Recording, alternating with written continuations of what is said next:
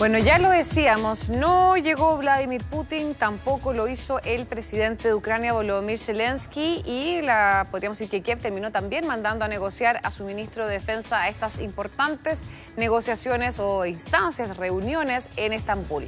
La gran pregunta es, ¿qué refleja entonces estas ausencias? Bueno, se lo vamos a consultar a Claudio Coloma, analista internacional de la Universidad de las Américas. ¿Cómo estás, Claudio? Muy buenas tardes y muchas gracias por este contacto. Hola Florencia, ¿qué tal? Encantado como siempre. Bueno, Claudio, ¿cómo lo ves tú? Supuestamente iba a ser el gran cara a cara entre Putin y Zelensky. Decían que era lo más cercano que se podría tener finalmente para alcanzar un acuerdo de paz en una guerra que ya lleva más de 3 años. Y finalmente, en el momento en los que hubo, no llegó Putin, no llegó Zelensky, tampoco lo hizo Trump. ¿Qué se puede esperar entonces finalmente de estas negociaciones? Yo lo diría así, esa es la antinoticia. ¿Cómo? Lo planteo de la siguiente manera. La paz no la negocian los presidentes ni los jefes de Estado. Cuando el presidente Putin, hace unos 5 días atrás, o hace unos días atrás, hace este llamamiento para iniciar negociaciones directas sin precondiciones, es decir, negociar la paz, lo que se lleva a cabo es negociaciones entre los teams profesionales de negociadores de los jefes de Estado. No son los jefes de Estado los que van a negociar.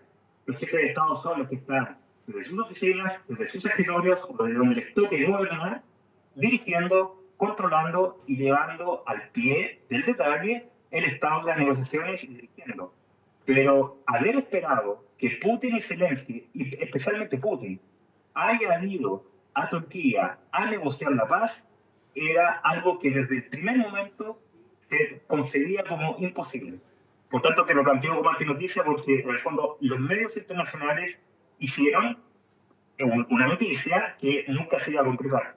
Ahora, no es tan así también, porque hay acto de política de comunicación política detrás. Es Zelensky, por otra parte, quien le responde a Putin diciéndole, después de la conferencia de prensa de Putin, le dice, ok, yo quiero ir a negociar y yo voy a estar esperando al señor Putin en Estambul para negociar. Lo que está diciendo ahí Zelensky desde el primer momento es que él no tiene ninguna intención realmente de negociar, porque él sabe que Putin iba ahí. Y que dice que los presidentes no negocian. Claro. Ahora, de hecho, el propio Zelensky dijo que su delegación iba mandatado con la potestad, podríamos decir, entre comillas, de determinar o ofrecer un alto al fuego, de decretar una tregua. Es decir, dice que la delegación fue, encabezada por su ministro de Defensa, con un alto poder de negociación y también porque obviamente en las negociaciones alguno tiene que ceder, uno en un punto, otro en otro. ¿Cómo lo ves tú? ¿Qué es lo que se necesita finalmente para poder llegar en primer lugar a un cese al fuego? Sí, mira, en primer lugar, tú estás un antecedente que es crucial para entender el estado actual de las relaciones políticas entre Rusia y Ucrania. Zelensky envía a su ministro de Defensa. Putin envía a Vladimir Medinsky, que es un asesor internacional directo de él. Es decir, mientras Zelensky quiere negociar un cese al fuego de 30 días, Zelensky quiere negociar la paz. Son dos cosas distintas. Y mientras los dos países estén con objetivos distintos, el conflicto se va a mantener en el estado que lo estamos viendo hoy día. Claudio, se va a mantener activo. Un segundo, no te escuché. ¿Quién mandó, o sea, cuál era el objetivo que te alcanzar de cada uno? Es que te escucho medio mal. ¿Me escuchas ahí? Sí, ahí sí. Perfecto. Sí, ¿Me puedes repetir eso? Lo que te explicaba, tú dabas un dato crucial. Zelensky envía a su ministro de Defensa, mientras que Putin envía a Vladimir Medinsky, que es su asesor internacional directo. ¿Ya? Es decir, mientras Zelensky quiere negociar con su ministro de Defensa el cese al fuego, que es algo militar, el asesor de Putin está con la potestad de negociar políticamente la paz, es decir, un tratado. Te das cuenta que los dos países están en dos niveles completamente distintos, claro, y es imposible llegar a un entendimiento. Y es completamente natural. ¿Por qué?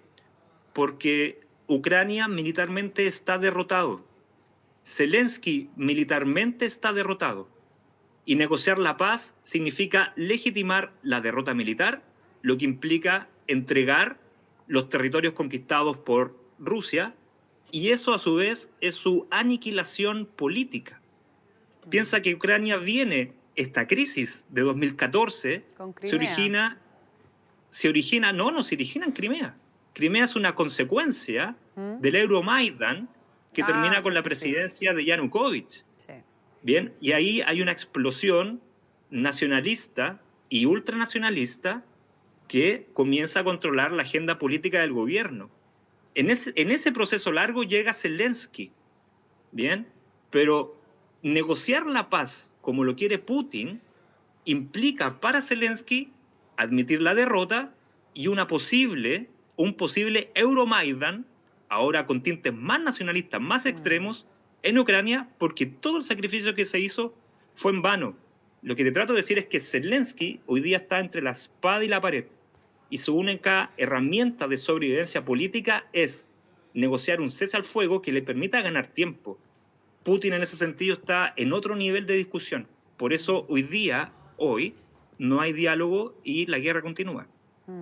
Ahora, me llamó la atención también unas declaraciones de Donald Trump que dice que finalmente no va a pasar absolutamente nada dentro de estas conversaciones hasta que él no se reúna con Vladimir Putin. ¿Cómo lo ves tú? Ciertamente. O sea, el presidente Trump está entregando un dato que es un dato de la realidad. Y ese es otro elemento que está totalmente intricado en este conflicto. La guerra se explica principalmente por el deseo o la ambición rusa, digamos, por sobrevivir ante la eventual incorporación de Ucrania a la OTAN. Bien, es decir, la lógica de la guerra o de la invasión es la siguiente. Para Rusia, invadir Ucrania y un conflicto limitado en la región del Donbass es mucho menos costoso que una potencial guerra nuclear con la OTAN, teniendo Ucrania como parte de la OTAN. Si tú lo miras desde ese punto de vista, el conflicto que estamos viendo hoy día es menos costoso, es mucho más conveniente tener confrontados es más a la OTAN contra Rusia. Y ese es el trasfondo de esta guerra. Zelensky desde ese punto de vista es una especie de actor manipulado por la política global de potencias mucho más poderosas que en ese sentido la responsabilidad política es la administración estadounidense anterior. Cuando Trump llega al poder, a pesar de todos estos prejuicios que tenemos con Trump, él está llevando a cabo una política de instinto, de inspiración bastante pragmática y realista, porque él es consciente respecto a este origen de la guerra. Por eso le está diciendo, nada se va a negociar en términos de la paz, no del cese al fuego. En términos de la paz, mientras yo y Putin tengamos una reunión, porque lo que se va a negociar ahí es precisamente el estatus estratégico de Ucrania en el marco de las relaciones OTAN-Rusia. Esto en relaciones internacionales le llamamos balance de poder. Y por eso es importante que Putin con Trump se junten para conversar las condiciones del balance de poder. Claro. Ahora, ¿cuál es el rol que ves tú que está teniendo, o el poco rol que está teniendo en estos momentos Europa, el resto de Europa, en esta situación? Europa me parece que está en una situación política bastante desmejorada. Yo veía a los líderes europeos en un inicio de la guerra con esfuerzos diplomáticos bastante intensos para evitar el escalamiento militar del conflicto.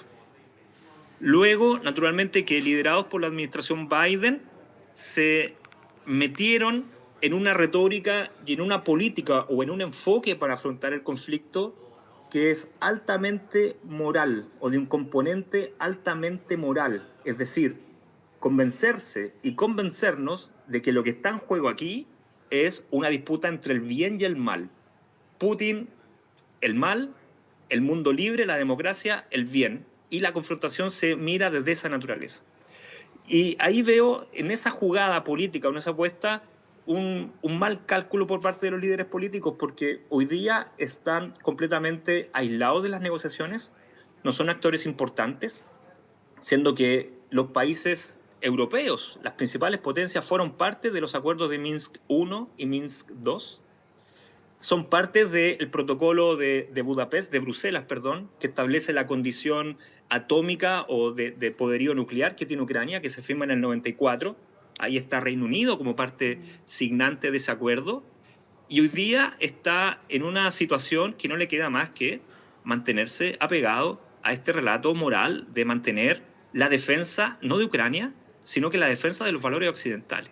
Bien, ese campo de política internacional contrasta con esto otro que nos viene a hacer Trump. Trump nos dice, oiga, la política internacional no es respecto a quién lleva la santidad respecto a la democracia y los valores internacionales.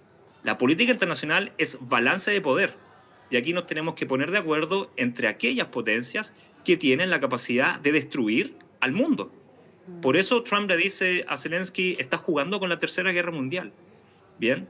En ese contexto, Europa está completamente desmedrada. Está con problemas con el desafío de aumentar sus presupuestos en defensa, porque Estados Unidos está en retirada de la OTAN y está en una situación política bien delicada. Termino con esto, me estoy alargando, pero creo que es importante señalarlo. Sí, no, está Recuerda bien. recuerda que al inicio de la guerra, uno de los condicionamientos que explicaba el conflicto era la inclinación de Ucrania de ser parte no solamente de la OTAN, sino que de la Unión Europea. Pocas semanas después de la invasión, von der Leyen viaja a Kiev y firma el tratado de incorporación, digamos, el estudio de incorporación por parte de Ucrania a la Unión, y declara que aproximadamente en 2 semanas más Ucrania va a ser miembro. Ya estamos a 2025 y Ucrania no es parte de la Unión Europea. Y si te fijas hoy día, con recesión económica potencial en Alemania, Alemania este año va a crecer cerca del 0%, si no, se va a recesión. El resto de la economía europea bastante estancada. Reino Unido haciendo esfuerzos por establecer tratados de libre comercio con países como India y Estados Unidos, no por la guerra, sino que por el Brexit. O sea, en esa situación económica, imagínate hoy día a Ucrania como miembro de la Unión Europea. No, claro. Es decir, es un peso económico muy grande porque hay que reconstruir lo destruido por la guerra. Es decir, Ucrania, para la Unión Europea, hoy día es un peso, una carga, y que naturalmente no te puedes desdecir de todas esas promesas que hiciste en un inicio. Eso explica, a mi juicio, esta situación inestable o de segundo nivel que está teniendo Europa hoy día y en la que ha caído producto de su propia política. Sí, sin duda. Claudio Coloma, muchísimas gracias por esta interesante conversación. Que estés bien. Que estés bien. Chao.